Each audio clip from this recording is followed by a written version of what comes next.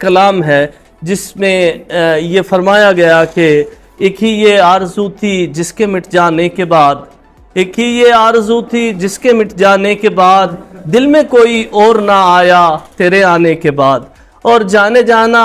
एक मैं ही था तेरे रास्ते की दीवार,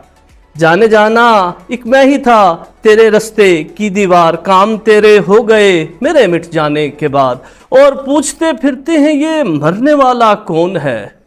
पूछते फिरते हैं ये मरने वाला कौन है, आ रहे थे लोग जिसकी मैयत दफनाने के बाद, छू रहे थे जालिमों के सर मेरे पाँवों के साथ, और किस कदर ऊंचा था मैं सूली पे चढ़ जाने के बाद। और अपनी तो ज़िंदगी है सादिक मैं की बोतल की तरह,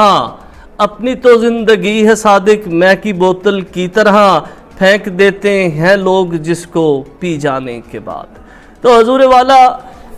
मंसूर हल्लाज तो चले गए और उनके साथ जो हुआ वो दुनिया ने देखा, मगर आज रहती दुनिया तक उनका नाम जिंदा है और जिंदा रहेगा। हजूर वाला कुछ लोग साहिब